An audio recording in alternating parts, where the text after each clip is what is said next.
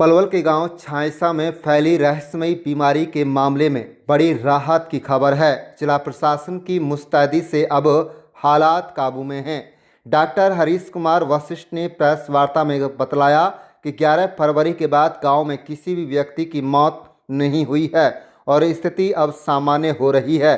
DC ने कहा है कि स्वास्थ्य विभाग की टीमें 24 घंटे गांव में डोर टू डोर चेकिंग कर रही हैं। विशेष स्वास्थ्य शिविर लगाकर रक्त जांच, परामर्श और दवाइयों की सुविधा दी जा रही है। प्रशासन संक्रमण के स्रोत और बीमारी के कारणों की गहन जांच कर रहा है। शुरुआती आशंका है कि मौतें 2 अलग अलग बीमारियों के कारण हुई हो सकती हैं। प्रशासन ने झोला छाप डॉक्टरों और संदिग्ध एनर्जी ड्रिंक की जांच के लिए विशेष अभियान चलाने के निर्देश दिए हैं। एक ही सुई के दोबारा इस्तेमाल और दूषित पानी को संक्रमण का संभावित कारण भी माना जा रहा है। डीसी ने ग्रामीणों से अपील की है कि घबराएं नहीं, बल्कि लक्षण दिखने पर तुरंत सरकारी अस्पताल में जांच कराएं। प्रशासन का दावा है कि सजगता, जागरूकता और सतर्क निगरानी से छायसा गांव में मौत का तांडव थम चुका है। आप देख रहे हैं पलवल ब्यूरो रिपोर्ट। छायसा गांव जो हमारे अथीन सब डिवीज़न में है, वहाँ पे 27 जनवरी को पहली डेथ रिपोर्ट हुई और 11 फरवरी तक कुल 7 डेथ हुई हैं, जिसमें से 4 जो डेथ थी वो हेपेटाइटिस बी पॉजिटिव केसेस की हुई है और टोटल जो हेपेटाइटिस सी पॉजिटिव केसेस हैं वो हमें वहाँ पे 17 मिले हैं।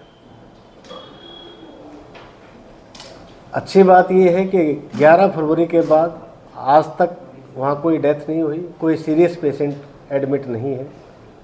स्वास्थ्य विभाग की टीम जब से इस आउटब्रेक का हमें पता चला तब से ही लगातार उस गांव में काम कर रही है। दिन रात सभी डॉक्टर्स की ड्यूटी हमने लगा रखी हैं। जैसे ही ये विषय हमारे संज्ञान में आया, हमने पब्लिक हेल्थ डिपार्टमेंट और पंचायत डिपार्टमेंट दोनों को निर्देश दिए थे कि गांव में साफ़ सफाई की पूरी व्यवस्था की जाए और पब्लिक हेल्थ डिपार्टमेंट ने पानी की लगातार सैंपलिंग की है। अब तक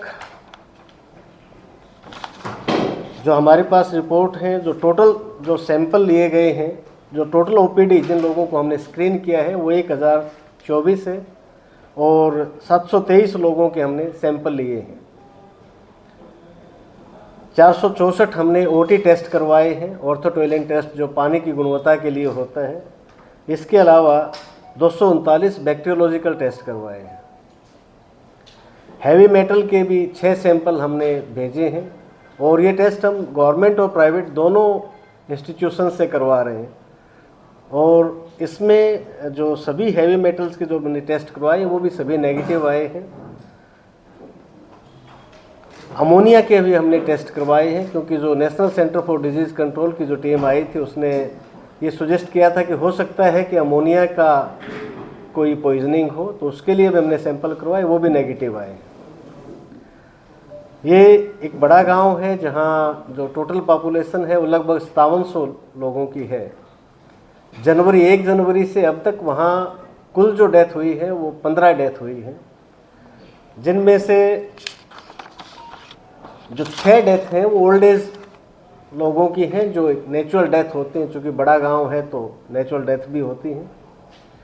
एक व्यक्ति को कुछ मेंटल और साइकोलॉजिकल प्रॉब्लम्स थी तो उसकी डेथ हुई है और एक व्यक्ति की डेथ बाहर कहीं हुई थी और उसका केवल गांव में फ्यूनरल किया गया था। आउटब्रेक के कारण 7 डेथ हुई है, जैसा मैंने आपको बताया है।